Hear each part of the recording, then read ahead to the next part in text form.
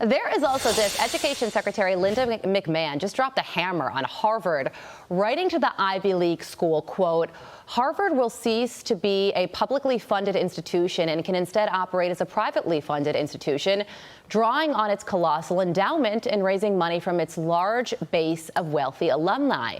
She goes on to say you have an approximately $53 billion head start, much of which was made possible by the fact that you are living within the walls of and benefiting from the prosperity secured by the United States of America and its free market system you teach your students to despise. Whoa.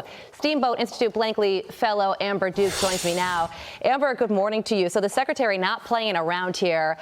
Your reaction to this letter and the loss of Harvard's federal funding?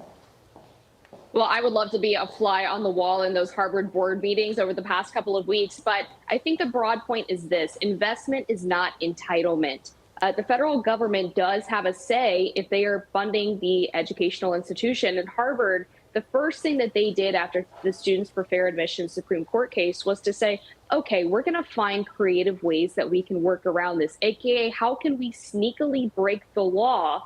And now fast forward, and they have refused to guarantee the civil rights of Jewish students on campus. They have repeatedly tried to violate the terms of Title IX. So if you are actively violating federal law, then you don't get a dime of taxpayer money. That should be basic.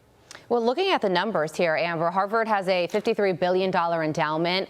Tuition is $95,000 per student, and they receive $686 million from the federal government. That's the number that they received last year. So realistically, how big of an impact will them losing that $600+ million a year be to Harvard? It shouldn't be that much, but the problem is they want to have their cake and eat it too. They want to keep that endowment whole. They want to invest it so that they can continue to make money in stocks and investments while taking taxpayer money to actually fund things like scholarships and tuition and research and all of those issues. But I think it's time for the federal government to say that the gravy train is over. Either you play ball or you don't get to have your students' elite education reimbursed by the hardworking folks of this country.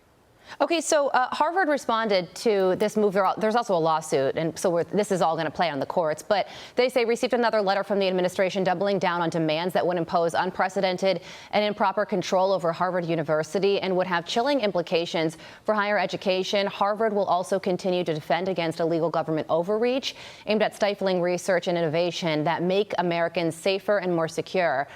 So maybe not from an ideological perspective, but in part, does Harvard have a point? What if there is a Democrat president and they try and sway how the very few conservative institutions that we have in this country, how they operate on their college campuses?